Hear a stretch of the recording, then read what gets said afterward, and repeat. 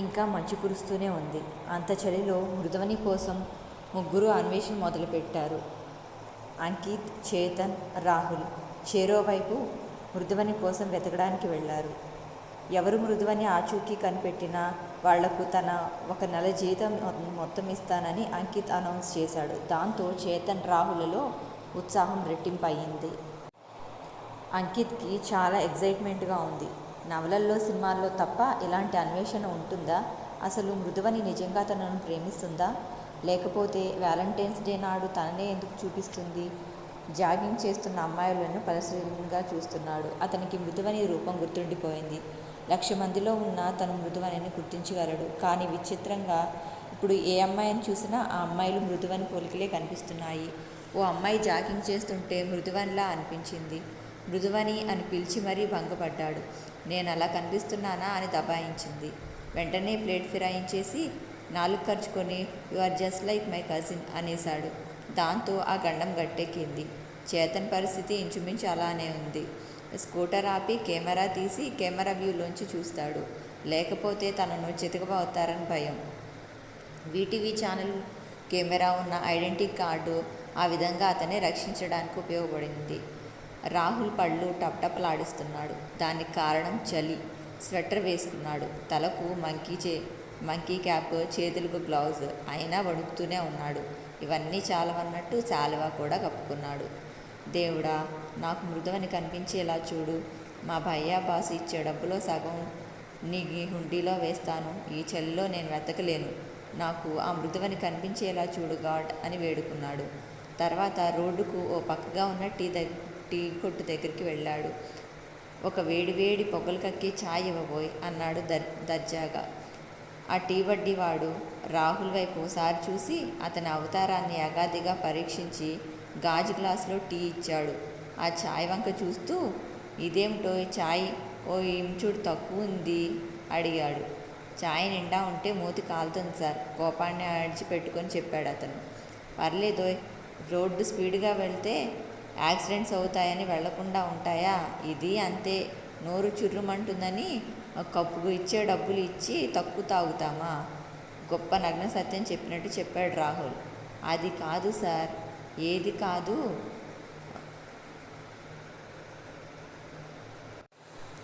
రాహుల్ ఏదో మాట్లాడబోతే టీ బడ్డీవాడు వెంటనే గాజు గ్లాస్ నిండా ఒక్క చుక్క తక్కువ కాకుండా టీ పోసి ఇచ్చాడు.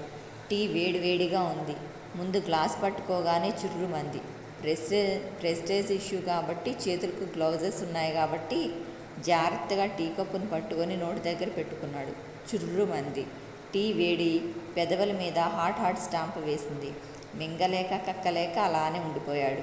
టీ వడ్డీవాడు వినోదం చూస్తున్నాడు. ఇంకాస్త టీ పోయమంటారా సార్ అడిగాడు తాపీగా. అక్కర్లేదు గుర్రుగా అని ఆ చుట్టూ చూశాడు. 2-3 టీ తాగుతున్నారు. టీ పడ్డీవాడు కసిగా కచ్చగా రాహుల్ వంకే చూస్తున్నాడు. దానికి తోడు అతడి భార్య కూడా చూస్తోంది. అబ్బి కాస్త వాటర్ అందుకో చెప్పాడు. ఓ గ్లాసులో వాటర్ ఇచ్చాడు. ఈ విపత్కర పరిస్థితి ఎలా ఎదుర్కోవాలో అర్థం కావడం లేదు. టీ గ్లాసు బండి మీద పెట్టాడు.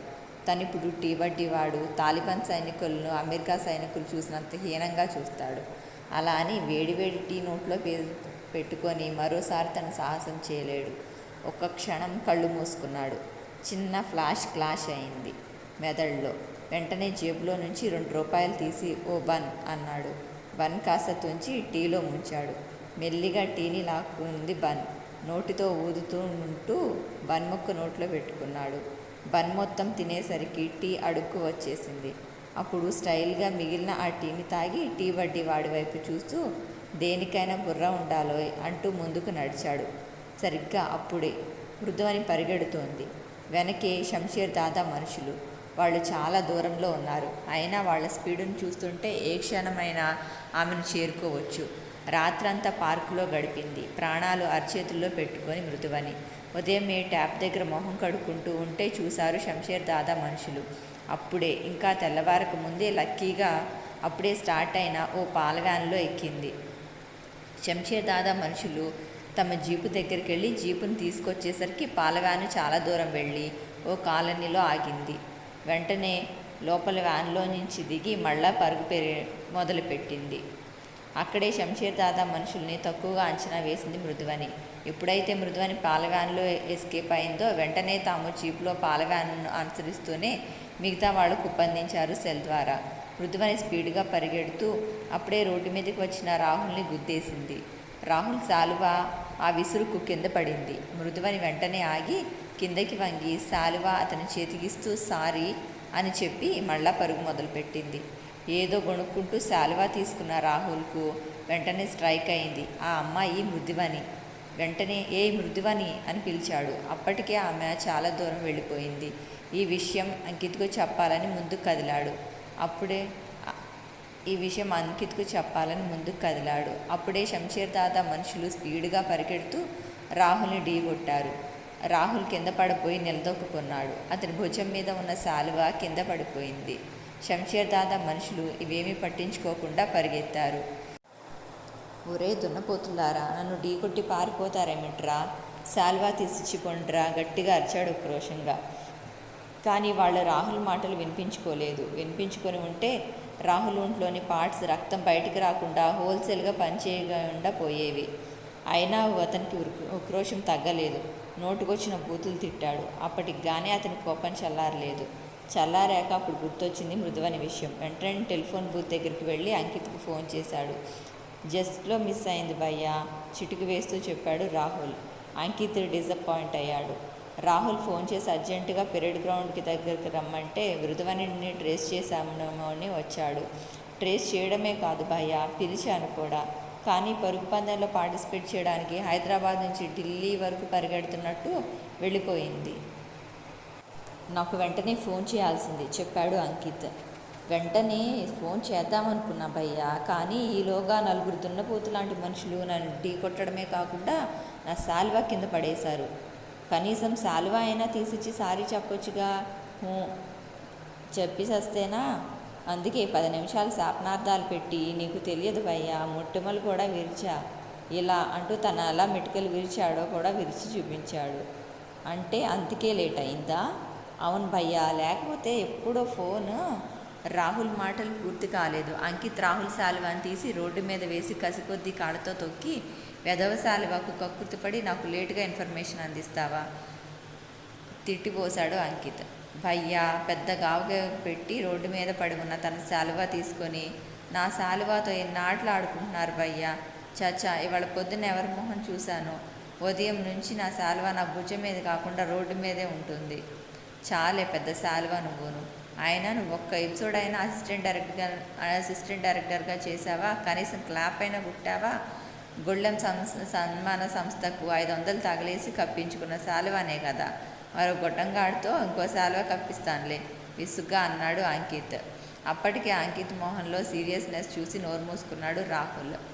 చేతన్ స్కూటర్ ఓ పక్కన ఆపి ఫుట్పాత్కు ఓ పక్కగా నిలబడ్డాడు. కెమెరా చేతిలోకి తీసుకొని కెమెరా వ్యూలోంచి చూడసాగాడు. అప్పుడప్పుడే జనసంచారం మొదలైంది. చేతన్ అమ్మాయిలను జాగ్రత్తగా అబ్జర్వ్ చేస్తున్నాడు. సరిగ్గా అప్పుడు ఓ అమ్మాయి పరిగెత్తుకొస్తోంది. జాగింగా, రన్నింగ్ రేసా? ఒక్క క్షణం అర్థం కాలేదు చేతన్కు. జాగ్రత్తగా పరిశీలించి ఉలిక్కిపడ్డాడు. ఆ అమ్మాయిని ఎక్కడ చూశాడు? Valentine day studio shooting. Yes, ఆ అమ్మాయి మృదువని. వెంటనే ఎగిరి గంతేయాలని అనిపించింది చేతన్కు. కెమెరాను భుజానికి తగిలించుకొని మృదువని దగ్గరికి వెళ్ళబోయాడు. అప్పటికే అతన్ని రాసుకుంటూ ముందుకు పరిగెత్తింది మృదువని. హలో మేడం మృదువని గారు అంటూ ఆమె వెనక పరిగెత్తబోయాడు. అప్పుడే అతన్ని ఓ పక్కకి నెట్టి ముందుకు కదిలారు శంషీర్ దాదా మనుషులు. ట్యాంక్ బండ్ దగ్గర నిలబడ్డారు ఆ ముగ్గురు. సార్, ఆ అమ్మాయి స్పీడ్గా పరిగెత్తింది. ఐ థింక్ ఆ అమ్మాయి పరుగు పందెంలో పాల్గొంటుందేమో. ఎలాగైనా గెలవాలని స్పీడ్గా పరిగెత్తినట్టుంది. ఆమె వెనక కూడా చాలామంది పరిగెత్తారు. పరుగు పందెం కాదు, బహుశా స్పీడ్ జాగింగ్ చేస్తుందేమో రాహుల్ అన్నాడు. అంకిత్ మాట్లాడలేదు, ఆలోచిస్తున్నాడు. మృదువని ఎందుకు పరిగెడుతుంది? రాహుల్కు చేతన్కు పరిగెడుతూనే కనిపించింది. మృదువని కావాలనే ఇదంతా చేస్తుందా? ప్రాక్టికల్ జోక్ కాదు కదా. ఎంత ఆలోచించినా అతనికి మృదువని ఓ మిస్టరీలా కనిపించింది. మృదువని నిజంగానే ఓ మిస్టరీ అని ఆ క్షణం అంకిత్కు కానీ అతని ఫ్రెండ్స్కి కానీ తెలిసే అవకాశమే లేదు అని ఆయాసంతో రొప్పుతోంది. ఓ హోటల్లో కార్నర్ టేబుల్ దగ్గర కూర్చుంది.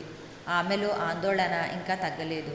పందెం, పరుగు పందెం, ప్రాణాలతో పరుగు పందెం. దాదాపు 48 గంటలుగా ఈ పరుగు పందెం.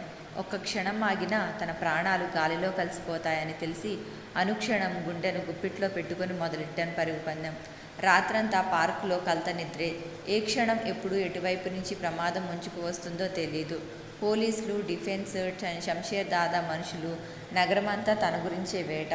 అప్పటికే నగరమంతా అనఫిషియల్ రెడ్ అలర్ట్ అమల్లో ఉంది.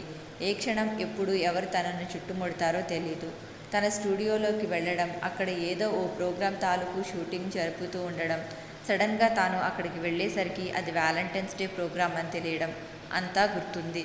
అప్పుడు తనేం చేసింది? మీ బాయ్ ఫ్రెండ్ ఎవరు అంటే ఎవరో ఒకరిని చూపించింది. ఎవరతను? అతను ఎలా ఉంటాడు? అసలు ఆమె స్మృతిపథంలో కిందటి క్షణం వరకు ఆ ఆలోచనే లేదు. కేవలం తన ప్రాణం రక్షించుకోవడం కోసం తను అలా చేసింది. మేడం, ఏం తీసుకుంటారు? వెయిటర్ వచ్చి అడిగాడు. ఏం తీసుకోవాలి? ఆకలి దంచేస్తోంది. రాత్రి నుంచి తను ఏమీ తినలేదు. మెనూ కార్డ్ చూసింది. అక్షరాలు మసకమసగా కనిపిస్తున్నాయి. అప్పుడు గుర్తొచ్చింది తన దగ్గర డబ్బులు లేవని. శంషేర్ దాదా మనుషులు, పోలీసులు, డిఫెన్స్ తనని వెంటాడుతుంటే ఆ హడావుడిలో, ఆ కంగారులో తన బ్యాగ్ ఎక్కడో పడిపోయింది. ఒకవేళ బ్యాగ్ ఉన్నా అందులో డబ్బు లేదు. చెప్పండి మేడం, ఏం తీసుకురమ్మంటారు? అడిగాడు వెయిటర్. ఏమీ వద్దు చెప్పి 4 గ్లాసుల నీళ్లు గడగడా తాగేసింది. అక్కడి నుంచి లేచింది. హోటల్ బయటకు వచ్చింది. నడిచే ఓపిక కూడా లేదు. తను ఎలాగైనా ఇక్కడి నుంచి బయటపడాలి. ఢిల్లీ చేరుకోవాలి. శరణ్య గురించి తెలుసుకోవాలి. ఈ రాత్రి ఎక్కడ తలదాచుకోవాలి? తనకు సరైన షెల్టర్ ఏది? అప్పుడు గుర్తొచ్చింది రైల్వే స్టేషన్లో పనికిరాని ట్రాక్లో ఉన్న పాత బోగి. అవును, అక్కడికి ఎవరూ రారు. చీకటి పడకముందే తను రైల్వే స్టేషన్ చేరుకోవాలి. స్టేషన్లో తన కోసం కాచు కూర్చున్న శంషేర్ దాదా మనుషుల్ని ఏమార్చి ఆ పాత బోగిని చేరుకోగలిగితే చాలు. ఏదో ఓ ట్రైన్ ప్లాట్ఫామ్ మీదకి రాగానే వాళ్ళు కళ్ళు గప్పికి ఎక్కేయాలి. అలాంటి ఆలోచన రావడంతో ఆమె కాస్త రిలీఫ్గా ఫీల్ అయింది. తను ఇక్కడి నుంచి స్టేషన్కు వెళ్ళాలి. బస్సులో వెళ్ళడానికి డబ్బులు కూడా లేవు. పోనీ ఎవరినైనా లిఫ్ట్ అడిగితే? అమ్మాయి లిఫ్ట్ అడిగితే లిఫ్ట్ ఇవ్వని వాళ్ళు ఉంటారా? తనకు లిఫ్ట్ ఇచ్చే వాళ్ళ కోసం చూస్తోంది రోడ్డుకు ఓ పక్కగా నిలబడి మృదువని. సరిగ్గా అప్పుడే బైక్ స్టార్ట్ చేశాడు అంకిత్. చేతన్, రాహుల్లను పంపించేశాడు. రాత్రి 10 వరకు మృదువని కోసం వెతకాలని డిసైడ్ అయిపోయాడు. చేతన్, రాహుల్లో సెకండ్ షో చూసి వస్తామని చెప్పారు. బైక్ను స్లో చేస్తూ మృదువని కోసం అటు ఇటు చూస్తూ వెళ్తున్నాడు. సరిగ్గా అప్పుడే ఓ అమ్మాయి లిఫ్ట్ ప్లీజ్ అని థమ్స్అప్ సైన్ని చూపిస్తూ అడుగుతుంది. ఆ అమ్మాయి మృదువని. ఒక్క క్షణం భ్రాంతి నుంచి విభ్రాంతికి లోనయ్యాడు అంకిత్. ముందు అది తన భ్రాంతి అనుకున్నాడు. అది నిజమని తెలిసిన మరో క్షణం విభ్రాంతికి లోనయ్యాడు. తన ఎదురుగా నిలబడి లిఫ్ట్ అడుగుతోంది మృదువని. ఒక్కో అక్షరాన్ని పొడిదీసుకొని ఉద్వేగంగా అన్నాడు మృదువని.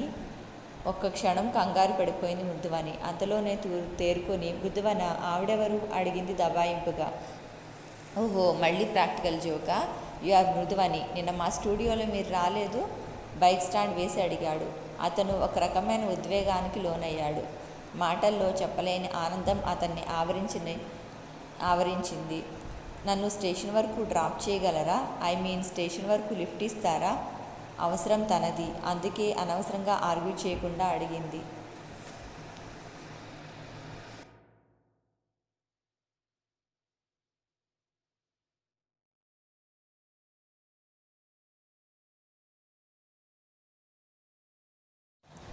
నాకు జీవితకాలపు చివరి క్షణం వరకు లిఫ్ట్ ఇద్దామనే ఉంది మనసులో అనుకుని పైకి మాత్రం రండి అంటూ బైక్ స్టాండ్ తీసి స్టార్ట్ చేశాడు. మృదువని అతని వెనక కూర్చుంది. మృదువనితో సంభాషణ ఎలా మొదలు పెట్టాలో అర్థం కాలేదు. ఎన్నో చెప్పాలనుంది, ఎన్నో అడగాలనుంది. ఎలా? ఇంత రాత్రివేళ ఎక్కడికి రమ్మనగలడు? అలా ఆలోచిస్తూనే అడిగాడు. మీ ఇల్లు ఎక్కడా? నన్ను ఎక్కడ డ్రాప్ చేయమంటారు? స్టేషన్ దగ్గర డ్రాప్ చేస్తే చాలు, ముక్తసరిగా చెప్పింది మృదువని. మృదువని గారు, మీతో చాలా మాట్లాడాలి. నాకు ఒక్క 10 నిమిషాలు టైం ఇవ్వండి అడిగాడు అంకిత్. మృదువని మాట్లాడలేదు. ఆమెకు సమాధానం ఏం చెప్పాలో అర్థం కాలేదు. నేనంటే మీకు అంత ఇష్టమా? మృదువని ఈ ప్రశ్నకు కూడా బదులివ్వలేదు. అతన్ని పోల్చుకోవడానికి ఆమెకు చాలా సమయం పట్టింది. చెప్పండి, మీకోసం నిన్నటి నుంచి ఒకటే ఆలోచన. మీరు నవ్వనంటే చెప్తాను. నాకు అన్నం తినబుద్ధి కావడం లేదు. మా రాహులే తినిపించాడు. అఫ్కోర్స్ రాహుల్ అంటే మీకు తెలియదు కాదు, వాడు నా బెస్ట్ ఫ్రెండ్. బైక్ ఆపండి, ఒక్కసారిగా అరిచినట్టు చెప్పింది మృదువాని. ఏంటండి సడన్గా బైక్ ఆపమన్నారు అడిగాడు అంకిత్. నాకు ఇక్కడ ఓ చిన్న పని ఉంది అంది బైక్ దిగుతూ. పర్లేదు, మీ పని పూర్తి అయ్యే వరకు మీ కూడా ఉంటాను. ఇవాళ మీతో మాట్లాడే వరకు నిద్రపోకూడదని డిసైడ్ అయ్యాను. మృదువని ఏం మాట్లాడలేదు. మాట్లాడండి అంకిత్ రెట్టించి అడగడంతో ఉలిక్కిపడే అర్జెంట్ పని అని ఇబ్బందిగా మొహం పెట్టింది. ఏమిటంత అర్జెంట్, నాకు చెప్పండి అన్నాడు మొండిగా అంకిత్. తల కిందకు వాల్చి చిటికిన వేలు చూపించింది. సారీ అన్నాడు. ఆ తర్వాత చుట్టూ చూశాడు. కాస్త దూరంగా ఓ హోటల్, ఆ హోటల్కి వెళ్దాం పదండి, అందులో బాత్రూమ్ ఉంది, మీరు కాస్త రిఫ్రెష్ కూడా అవ్వచ్చు, మీతో నేను మాట్లాడినట్టు ఉంటుంది అంటూ హోటల్ వైపు తీసుకెళ్లాడు బైక్. మృదువని ఏం మాట్లాడలేదు. తను శంషీర్ దాదా మనుషులు కంటపడకుండా ఉంటే చాలు. బైక్ పార్క్ చేసి హోటల్లోకి వెళ్లారు. ఎంట్రన్స్ లెఫ్ట్ సైడ్ బాత్రూమ్ ఉంది, చివరన కూర్చుందామని చెప్పింది మృదువని. ఆమెను అక్కడే వదిలి ముందుకు వెళ్ళి కూర్చున్నాడు అంకిత్. మృదువని బాత్రూమ్ వైపు కదిలింది. అంకిత్కు చాలా సంతోషంగా ఉంది. అనుకోకుండా ఇప్పుడు అవకాశం వచ్చింది. తన మనసులో మాట చెప్పాలి, ఆమె మనసులో మాట తెలుసుకోవాలి. ఇంత త్వరగా తన సమస్యకు పరిష్కారం దొరుకుతుందని అనుకోలేదు. ఈ విషయం రాహుల్కు చేతన్కు చెప్తే చాలా సంతోషిస్తారు. రాత్రి కావడం వల్ల ఇంకాసేపట్లో హోటల్ కట్టేసి టైం అవ్వడం వల్ల రష్ పెద్దగా లేదు. అసహనంగా టైం చూసుకున్నాడు. అప్పటికే తాము హోటల్కు వచ్చి 10 నిమిషాలయ్యింది. ఇంకా బాత్రూంలో నుంచి బయటికి రాలేదు మృదువని. మరో 5 నిమిషాలు భారంగా గడిచాయి. ప్రతి సెకను అతి భారంగా గడిచినట్టు అనిపించింది. బాత్రూమ్ వైపు చూడసాగాడు. మృదువని రావట్లేదు. చూస్తూనే 30 నిమిషాలు అయిపోయాయి. అసహనం స్థానంలో అనుమానం చోటు చూసుకుంది అంకిత్లో. ఇంతసేపు బాత్రూంలో ఉండడమేంటి? మెల్లిగా లేచి బాత్రూమ్ వైపు వెళ్ళాడు. బాత్రూంకు తాళం వేసి ఉంది. హోటల్ ప్రొప్రైటర్ మీద పీకల దాకా కోపం వచ్చింది. వెంటనే కౌంటర్లో ఉన్న మేనేజర్ని 4 దులుపులు దులిపాడు. మీకు అసలు మెదడుందా? లోపల మనిషిని పెట్టుకుని లాక్ వేస్తారా? కోపంగా అడిగాడు. ఆ మేనేజర్కు అంకిత్ ఏమంటున్నాడో అర్థం కాలేదు. మీరు అనేది నాకు అర్థం కావడం లేదు సార్, వినయంగా చెప్పాడు మేనేజర్.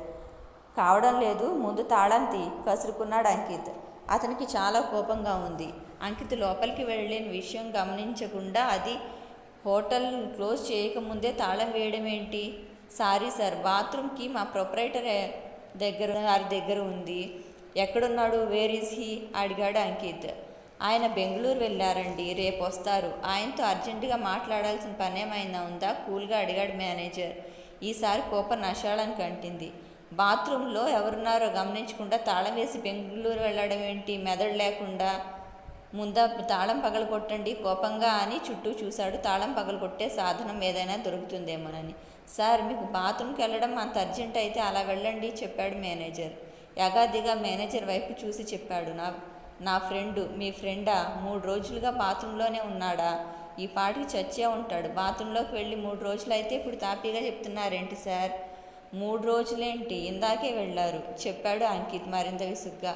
అతనికి చాలా ఇరిటేషన్ వచ్చింది. సార్, ఆ బాత్రూమ్కి తాళం వేసేసి 3 రోజులయ్యింది. డ్రైనేజీ ప్రాబ్లం చెప్పాడు మేనేజర్. వాట్? అదిరిపడి అడిగాడు అంకిత్. అవును సార్, అండర్ రిపేర్లో ఉంది. 3 రోజులుగా తాళం వేసే ఉంది. అంకిత్ ఒక్క ఉద్దుటున బయటకు వచ్చాడు. చుట్టూ చూశాడు. అతనికి మృదువని ఎస్కేప్ అయిందా? తనని ఆట పట్టిస్తుందా? షిట్, తల విదిల్చాడు అంకిత్. అతను ఊహించని పరిణామం ఇది. బైక్ బయటకు తీసి ఓ అరగంట పాటు పరిసర ప్రాంతాల్లో గాలించాడు. తర్వాత నిరాశగా ఇంటివైపు బయలుదేరాడు. అంకిత్ ఇంటికి వచ్చేసరికి రాత్రి 11 గంటలైంది. తాళం తీయబోయి షాక్ తిన్నాడు. తాళం కప్ప కింద పడి ఉంది. తాళం కప్ప 2 ముక్కలైంది. అంకిత్ గుండె వేగంగా కొట్టుకుంటోంది. ఎవరో దొంగ వెధవ వచ్చుంటాడు. ఈ పాటికి అందిన కాడికి దోచుకుని ఉంటాడు. మెల్లిగా తలుపు తీసి లోపలికి అడుగు పెట్టాడు. లోపల 0 వోల్ట్ బల్బు వెలుతురు తప్ప పెద్ద వెలుతురు లేదు. దొంగ ఇంట్లోనే ఉన్నాడా? తను స్విచ్ వేయగానే షాక్ కొట్టే ఏర్పాటేమైనా చేశాడా? అలా ఆలోచిస్తూ మెల్లగా లోపలికి తొంగి చూశాడు. వీపు భాగం కనిపిస్తోంది. ఎవరో నేల మీద కూర్చొని ఉన్నారు. అంకిత్ చుట్టూ తిరిగి అటువైపు వెళ్ళాడు. అక్కడే కిటికీ ఉంది. మెల్లిగా కిటికీ రెక్కలు కొద్దిగా ఓపెన్ చేశాడు. లోపలి దృశ్యం చూసి స్థానువయ్యాడు. లోపల మృదువని ఉంది. నేల మీద కూర్చొని గిన్నెలో ఉన్న అన్నాన్ని ప్లేట్లో గుమ్మరించుకొని గబగబా అన్నం తింటోంది. ఎన్నో సంవత్సరాలుగా అన్నం తిన్నట్టు తింటోంది. ఆమె అన్నం తినే పద్ధతి చూస్తుంటే అన్నం ముద్ద మింగడం వల్ల పొలమారింది. చుట్టూ నీళ్ల కోసం చూసింది. ఆమె కళ్ళలో నీళ్లు తిరుగుతున్నాయి. ఒక్క క్షణం అంకిత్ మనసు ద్రవించిపోయింది. అతనికి ఆకలి బాధ తెలుసు. ఈ ప్రపంచంలో అతనికి తెలిసి భయపడేది ఒక్క ఆకలికి. శరీరాన్ని మెలిపెట్టే బాధ అది, ఆకలి బాధ. వెంటనే లోపలికి వచ్చి ఓ మూలన ఉన్న కుండలో నుంచి మంచినీళ్లు ఓ గ్లాసులో ముంచి ఆమెకిచ్చాడు. నీళ్ల గ్లాస్ అందుకొని గడగడ తాగి ఒక్క క్షణం షాక్ అయింది. ఎదురుగా అంకిత్. తనెవరి నుంచి తప్పించుకుందో అతనే. మెల్లగా నెమ్మదిగా తినండి అన్నాడు అంకిత్. ఆమె వెంటనే మళ్ళీ అన్నం తినడంలో నిమగ్నమైంది. ఒక్కో మెతుకు వదలకుండా తింది. చేతులు కడుక్కొని మరో గ్లాస్ మంచినీళ్ళు తాగింది. తర్వాత అంకిత్ వైపు చూసింది. మృదువని ఆవలిస్తోంది. 2 రోజులుగా పూర్తిగా ఆమెను ప్రశ్నించకూడదని అనుకున్నాడు. నిద్రొస్తోందా అడిగాడు. అవునన్నట్టు బుద్ధిగా తలూపింది మృదువని. అదుగో ఆ మంచం మీద పడుకో చెప్పాడు. ఇంకేమీ ఆలోచించకుండా అలానే వెళ్ళి మంచం మీద పడుకుంది. 2 రోజులుగా కంటి మీద కునుకు లేదు. 48 గంటలుగా శరీరానికి రెస్ట్ లేదు. పరుగు, భయం, టెన్షన్. క్షణాల్లోనే హాయిగా నిద్రలోకి జారుకుంది. 2 చేతులు దిండులా పెట్టుకుంది. పసిపాపలా అనిపించింది ఆ క్షణం ఆమె. అంకిత్ మనసు కదిలిపోయింది. వెంటనే మూలన ఉన్న బ్లాంకెట్ తెచ్చి కప్పాడు. బయటికి వెళ్ళి తలుపులు దగ్గరగా వేశాడు. అడుగుల శబ్దం దూరమయ్యాక కళ్ళు తెరిచింది మృదువని. ఒక్క క్షణం హాయిగా నిట్టూర్చింది. తను అతన్ని మోసం చేస్తున్నానేమోనని ఫీల్ అయ్యింది. సరిగ్గా గంట క్రితం శంషేర్ దాదా మనుషుల నుంచి తప్పించుకునే ప్రయత్నంలో అంకిత్తో కలిసి హోటల్కి వెళ్ళింది. ఆ తర్వాత అంకిత్ నుంచి ఎలా తప్పించుకోవాలో అర్థం కాలేదు. బాత్రూమ్ వెంకతో అక్కడి నుంచి మెల్లిగా జారుకుంది. ఎలాగైనా రైల్వే స్టేషన్ వెళ్ళి రాత్రి అక్కడ తలదాచుకుని తర్వాత ఢిల్లీ వెళ్ళాలనుకుంది. కానీ శంషేర్ దాదా మనుషులు ట్యాంక్ బండ్ దగ్గరే తిష్టవేశారు. రాత్రివేళ జనసంచారం ఉండదు కాబట్టి తనని ఐడెంటిఫై చేయడం తేలిక. ఓవైపు రాత్రి ఎక్కడ దాచుకోవాలా అన్న ఆలోచన, ఇంకోవైపు ఆకలి, శరీరాన్ని మెలిపెట్టే ఆకలి. ఆకలి ఇంత భయంకరంగా ఉంటుందని మొదటిసారి అనుభవంలో వచ్చింది ఆమెకు. అప్పుడు పడింది ఆమె దృష్టి తాళం వేసి ఉన్న ఈ ఇంటి మీద. ఎవరో వేరు వెళ్ళుంటారని అనుకుంది. అంతకుమించి గత్యంతరం లేదు. చుట్టూ ఎవరూ తనను గమనించడం లేదు. తప్పనిసరి పరిస్థితిలో ఈ పూట గడిస్తే చాలు అనేలా ఉంది ఆమె పరిస్థితి. తీరా చూస్తే అంకితే ఆమెకు ఎదురయ్యాడు. అతని సంస్కారం, మంచితనం ఆమెకు గంట క్రితమే తెలిసాయి. ఇప్పుడు ప్రత్యక్షంగా అనుభవంలోకి వచ్చాయి. ఒక్క క్షణం బాధేసింది. అతని మంచితనాన్ని తాను అడ్వాంటేజ్గా తీసుకుంటున్నానని. కానీ తప్పదు. మెల్లిమెల్లిగా అలానే నిద్రలోకి జారుకుంది. అర్ధరాత్రి 1 గంట. చేతన్, రాహుల్ సినిమా నుంచి వచ్చారు. ఇంటి ముందు బాసపట్లు వేసుకుని కూర్చున్న అంకిత్ను చూసి ఆశ్చర్యపోతూ అడిగాడు రాహుల్. అదేంటి భయ్యా, నువ్వింకా మెలకువగానే ఉన్నావా? ఇంత చలిలో ఏం చేస్తున్నావు భయ్యా? ఇష్, నెమ్మదిగా అరవకు. డిస్టర్బెన్సా ఏమిటి? లోపల ప్రైమ్ మినిస్టర్ నిద్రపోతున్నాడా అన్నాడు సటారిక్గా. ఇష్, అరవద్దని చెప్పానా? అరిస్తే పీక పిసుకుతా అన్నాడు కోపంగా అంకిత్. నువ్వు పీక పిసికితే అరుస్తా తిక్కగా అన్నాడు రాహుల్. అంకిత్ వాకిలి దగ్గర ఉన్న ఓ కంకర్రాయి తీసుకుని పైకెత్తాడు కోపంగా. భయ్యా, పుసిక్కని నిజంగానే కొట్టేలా ఉన్నావు. ఇంతకీ విషయం ఏంటో చెప్పు అన్నాడు సస్పెన్స్ భరించలేనట్టు. నా మృదువని వచ్చింది చెప్పాడు అంకిత్. ఆహా, అలానా? ఎప్పుడు? నెమ్మదిగా, ఇప్పుడే గంట క్రితమే. నిద్రపోతోంది. అలాగా? సుష్టుగా తిన్నారా భయ్యా? హాయిగా తినేసింది. అన్నట్టు సారీరా ఫ్రెండ్స్, ఇప్పుడు మీ అన్నాలు కూడా తనే తినేసింది. అలాగా భయ్యా, ఎలా అయిపోయావు? నీళ్ళెవరు కనిపించలేదనేలా మెంటల్ బ్యాలెన్స్ కోల్పోయావా? సానుభూతిగా చూస్తూ అన్నాడు రాహుల్. అంటే నేను చెప్పేది మీరు నమ్మడం లేదా? అనుమానంగా అన్నాడు అంకిత్.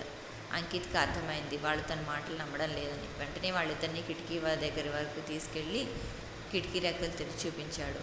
లోపల భయ్యా, ఇది నిజమేనా? నన్ను గిచ్చు భయ్యా. ఒరే చేతన్, నువ్వు నన్ను బుగ్గలు బూరెలయ్యేలా కొట్టు అన్నాడు.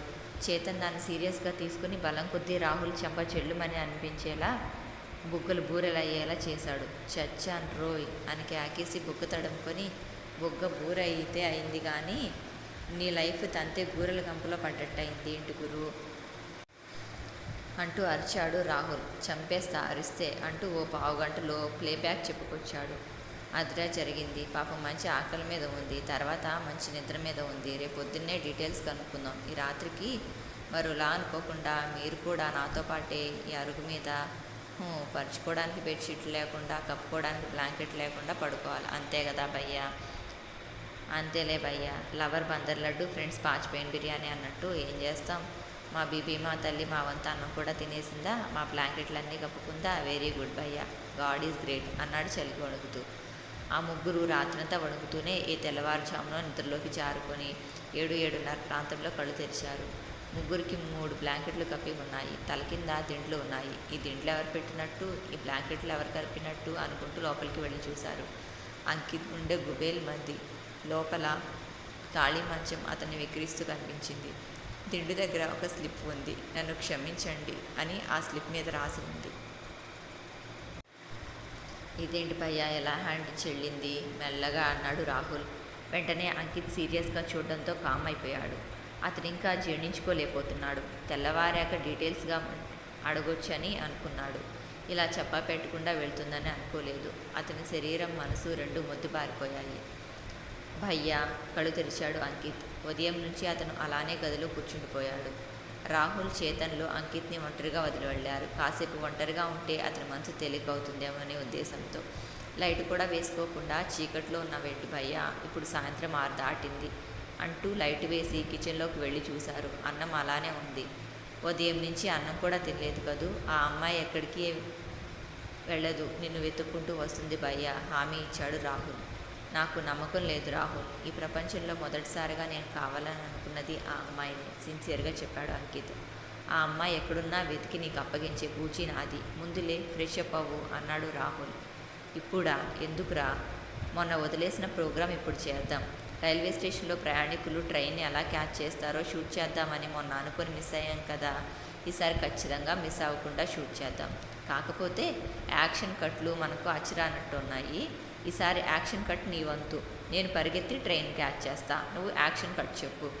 వద్దురా, నాకేం దేని మీద ఇంట్రెస్ట్ లేదు. అంతగా అవసరమైతే నువ్వు చేతను వెళ్ళండి నిరాసక్తిగా అన్నాడు అంకిత్. అదిగో అందుకే మరి నాకు మండుద్ది. నువ్వు వస్తే కాస్త నీకు రిలాక్సింగ్గా ఉంటుందని, ఓ పని అయిపోయినట్టు ఉంటుందని అర్థం చేసుకోవు ప్లీజ్ భయ్యా, రాహుల్ రిక్వెస్ట్ చేశాడు. నేను రాలేనురా అంకిత్ చెప్పేశాడు. భయ్యా నా మాట విను. ఏమో అదృష్టం కలిసి వస్తే నీకు అక్కడే మృదువని దొరకొచ్చు. చివరాఖరి అస్త్రం ఉపయోగించాడు. కనపడుతుందంటావా అడిగాడు ఆశగా అంకిత్. కనపడుతుందనే ఈరోజు రాశిఫలాల్లో ఉంది. సరే నీ మాట ఎందుకు కాదనాలి, కానీ మృదువని కనిపించకపోతే అనుమానంగా అడిగాడు రాహుల్. ఏదో ఓ రైలు కింద నిన్ను తోసేస్తా కామ్గా చెప్పి బాత్రూంలోకి వెళ్ళాడు అంకిత్. సరిగ్గా 15 నిమిషాల్లో ఫ్రెష్ అప్ అయి వచ్చాడు. ముగ్గురు రైల్వే స్టేషన్కి బయలుదేరారు. పనికి రాకుండా పోయిన ఓల్డ్ ట్రాక్ మీద ఉన్న పాత బోగిలోంచి తల బయటకు పెట్టి చూసింది మృదువని. చీకటి పడింది. ఉదయం నుంచి పచ్చి మంచినీళ్ళు కూడా ముట్టుకోకుండా ఆ బోగీలో ఉండిపోయింది. పూర్తిగా తెల్లవారకుండానే అంకిత్ ఇంట్లో నుంచి బయటపడింది. ఆ తర్వాత తను ఎక్కడ తిరిగినా ప్రమాదమేనన్న విషయం అర్థమైంది. తనకు సేఫ్ ప్లేస్ ఇదే. రాత్రి వరకు గడిపి ఏదో ఓ ట్రైన్లో వెళ్ళిపోవాలని, అందుకే ఉదయం నుంచి ఆ బోగీలో గడిపింది. ఢిల్లీ వెళ్ళే ట్రైన్ కోసం ఆమె వెయిట్ చేస్తోంది. బోగీలో నుంచి చూస్తే ట్రైన్ ఎప్పుడు వచ్చేది, ఏ ప్లాట్ఫామ్ మీదకు వచ్చేది స్పష్టంగా తెలుస్తుంది. భయ్యా అనౌన్స్మెంట్ వచ్చేసింది, ఇంకాసేపట్లో ఢిల్లీ వెళ్ళే ట్రైన్ వస్తుంది. యాజ్టీజ్గా చాలా లేట్. ట్రైన్ ప్లాట్ఫామ్ మీదకి రాగానే నేను పరిగెడతాను, నువ్వు కట్ చెప్పే వరకు పరిగెడుతూనే ఉంటాను, సరేనా అడిగాడు అంకిత్ మోహన్లోకి చూస్తూ. అంకిత్ మాట్లాడలేదు. బాసు భయ్యా నువ్వు మూడ్లోకి వచ్చే, లేకపోతే నా మూడ్ పగలటం గ్యారంటీ. ఒరే చేతను జాగ్రత్తగా షూట్ చేయరా చెప్పాడు రాహుల్. అంకిత్ మాత్రం మౌనంగా ఉండిపోయాడు. అప్పుడే ట్రైన్ శబ్దం వినిపించింది. భయ్యా ట్రైన్ వచ్చేస్తోంది, బీ రెడీ ప్లీజ్ భయ్యా అన్నాడు రాహుల్ తన బ్యాగ్ ప్యాకెట్లో నుంచి దువ్వెన తీసి స్టైల్గా క్రాప్ సర్ చేసుకుంటూ. అలాగే అన్నట్టు తలూపాడు అంకిత్. కానీ అతని మనసంతా మృదువని మీదే ఉంది. తనకు కనిపించినట్టే కనిపించి ఎన్నిసార్లు మిస్ అయింది. తను ఊహించని మలుపు, తను ఎక్స్పెక్ట్ చేయని వెరైటీ ట్విస్టులు. అనౌన్స్మెంట్ వినిపిస్తోంది. యువర్ అటెన్షన్ ప్లీజ్, ఢిల్లీ వెళ్ళవలసిన భయ్యా అదిగో ట్రైన్ వచ్చేసింది. అంకిత్ అలానే చూస్తుండిపోయాడు. చేతన్ కెమెరాతో రెడీగా ఉన్నాడు. ట్రైన్ మెల్లిమెల్లిగా స్లో అవుతోంది. భయ్యా గట్టిగా అరిచాడు రాహుల్. అప్పటికే ట్రైన్ ప్లాట్ఫామ్ మీద ఆగింది. ఏంటి అన్నట్టు రాహుల్ వంక చూశాడు. నేను చెప్పేదేంటి నువ్వు చేసేదేంటి భయ్యా, ట్రైన్ వచ్చింది ఆగింది. సారీరా రాహుల్, నా మనసంతా మృదువని చుట్టే తిరుగుతుంది. నువ్వు చేతన్ ఈ పని చూసుకోండి, నన్ను వదిలేయండి అన్నాడు బయటికి నడవబోతూ. భయ్యా గట్టిగా అరిచాడు రాహుల్. ఏమిటన్నట్టు చూశాడు అంకిత్. ఫస్ట్ టైం టీవీలో కనిపించబోతున్నాను. సెంటిమెంటల్ టచ్ను కాదనుకు భయ్యా, నీ నోటితో యాక్షన్ అంటే వచ్చే సంవత్సరం కల్లా నేను హీరోనవుతానేమో, ప్లీజ్ భయ్యా. తదాస్తు. దేవతలు నిద్ర రాక ఆకాశంలో తిరుగుతూ ఉంటారు. మృదువని నీకు కనిపిస్తుంది. నిద్ర రాక ఆకాశంలో పచారాలు చేసే తదాస్తు దేవతలు తదాస్తు అంటారు. నాన్ స్టాప్గా మాట్లాడుతున్నాడు రాహుల్. అంకిత్ ఓసారి రాహుల్ వంక చూశాడు. అతన్ని పాతిపెట్టడం ఇష్టం లేక అలాగే అన్నట్టు తలూపాడు. ఢిల్లీ వెళ్ళవలసిన ట్రైన్ బయలుదేరడానికి సిద్ధంగా ఉందన్న అనౌన్స్మెంట్ వినిపించింది. రాహుల్ మరోసారి క్రాఫ్ట్ రెడీ చేసుకొని రెడీగా ఉన్నాడు. ట్రైన్ చిన్న జర్కుతో కదిలింది. స్లోగా కదులుతోంది. మృదువని తల బయటకు పెట్టి చూసింది. ఢిల్లీ వెళ్ళే ట్రైన్ కదులుతోంది. ఈ ట్రైన్ మిస్ అయితే తనకిక చావే. అప్పటికే నగరమంతా జల్లెడ పట్టినట్టు తన గురించి సర్చింగ్ మొదలైంది. తను ఎలాగైనా ఈ ట్రైన్ని క్యాచ్ చేయాలి, లేకపోతే తను రిస్క్లో పడ్డట్టే. మెల్లిగా బోగీలోంచి బయటకు వచ్చింది. దూరంగా శంషీర్ దాదా మనుషులకు అందనంత వేగంగా పరిగెత్తాలి. పరిగెత్తి ట్రైన్ క్యాచ్ చేయాలి.